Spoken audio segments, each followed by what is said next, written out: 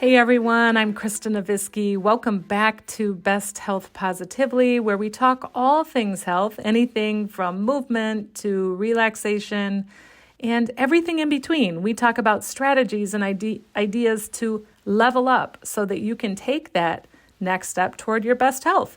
And today we're going to talk about something that I think we've all had experience with. I know I have for sure, and that's getting stuck in a negative pattern, where you feel like you're spinning your wheels, and that can be super frustrating. So first, we're going to talk about why this happens, because I think it helps to understand how we get trapped in a negative pattern at times, because then we can work on taking steps to lessen the likelihood of that negative cycle happening as often. And then we'll talk about what to do, both proactively and if you find yourself stuck right now. I'm sure some of you are doing well right now. Things are clicking, which is the best feeling, by the way. So if you're in a good place, keep going strong. But if you happen to be stuck, we'll talk about how to get out of that pattern. So being caught in the negative loop, I think we've all been there at some point. It's that feeling like you're literally spinning your wheels. You take one step forward and then somehow you find yourself 2 steps back, and you just can't seem to get out of that rut. For example, I can remember feeling like that over the holidays when life got super busy with lots of social events and food and drinks and more to get done with shopping and preparing for holiday gatherings. And I remember feeling really off track with my eating, eating different fun foods at parties and then feeling like, oh, well, it's the holidays. I'm not going to worry too much. So kind of letting myself off the hook. And then feeling bad about that, and then not feeling as motivated to work out like usual. And so this went on for a while, and I eventually realized that I was stuck. But in a way, once I started telling myself I was stuck, I think it almost gave me an excuse to basically stay stuck, because I kept telling myself I was stuck instead of working my way out of that negative spiral. Now, of course, I eventually got out of that, but it took a while. And now looking back, I realize I could have handled it differently. So let's think about the why. What leads to this feeling of being stuck? Well, one of the main reasons we get stuck in this negative loop is because we have one indulgence or one setback, and we exaggerate this in our minds to be so much more than just one incident. For example, the one incident, the indulgence, skipped workout often turns into, I blew it. I knew I couldn't keep this healthy routine going. I just can't do this. And basically, a lot of negative self-talk kicks in. And this is when we feel like we're spinning our wheels, because this onslaught of negative self-talk becomes overwhelming. And this creates a situation where all of our thinking is problem-focused. We aren't brainstorming ways to make the next best decision or planning the next step to be on track. No, all of that's out the window. And we're entirely focused on the problem, being off track, and we're beating ourselves up. And this heavy focus on the problem will never be the answer to getting ourselves back up on our feet.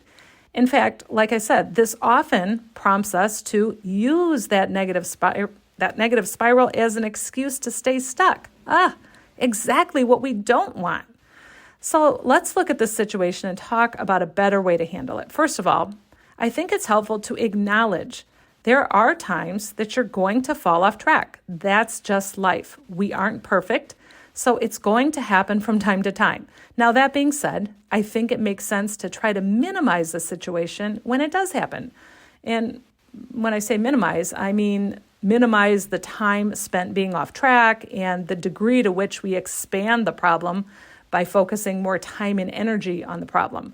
Instead, let's come up with a plan proactively that helps us deal more effectively with these situations when they do happen, because our response is really what matters here. Our response is what dictates whether this continues into a negative spiral or allows us to recognize what's going on and then make an important shift so that we can move forward in a way that leads to progress. So I want to share 3 reminders to keep in mind or to use when you find yourself in a slip-up. Number 1, accept the situation and your disappointment without inflating it. That's number 1. Number 2, shift your focus to the solution. And number 3, connect with someone for support, either a friend, a family member, a coach, someone that can be supportive. So let me say a little bit more about each of these. Those were very brief. So let me say just a little bit more here. Number 1 is pretty self-explanatory. Accept the situation and your disappointment. It's normal to be upset when we slip up, and that's because we want more for ourselves, and that's a good thing. Number 2, shifting our focus to the solution. This is a critical one. This is a really important step. And there are a couple things you can do to help yourself shift focus to the solution. First, ask yourself, what's the next best thing to do? In other words, find a way to take some action. So you totally screwed up. You can ask yourself, what's the next best thing to do here? Maybe it's take a walk. Maybe it's plan your next meal to be healthy. Maybe it's to read something inspirational. Those are just a couple ideas. So ask yourself that next best thing to do. You can also ask yourself, how do I need to think about this to feel motivated to take a step in the right direction? So in other words, what does your perspective need to be? This is super important. There are multiple ways to look at a situation, but your perspective can be the game changer here. So those are 2 ways to shift your focus to the solution. And then that 3rd step is also pretty self-explanatory. Get some support. Is there someone you can lean on for accountability or support? Maybe a friend, a family member, or maybe a coach, a group online, someone that you can reach out to. Now, I think the most important part of this is thinking ahead about these situations and then having a plan in place. These are very simple steps. Having a plan to help you respond better to these situations. Remember, the slip-ups themselves aren't really the big issue because one incident isn't going to wipe out weeks or more of progress. The big issue is our response to the one incident. If our response is to exaggerate the issue and make it into something huge, that becomes overwhelming. And then we're focused entirely on the problem. So having some ideas in place puts you way ahead of the game, and having a perspective that is reasonable now can help you think and respond more reasonably when something does come up. So these are just a few ideas. Again, to recap quickly, accepting the situation and your disappointment about it. Number 2, shifting your focus to the solution and what you can do next. And then number 3, reaching out for some support. Now, I hope this has been helpful. I know we'll all have tough times.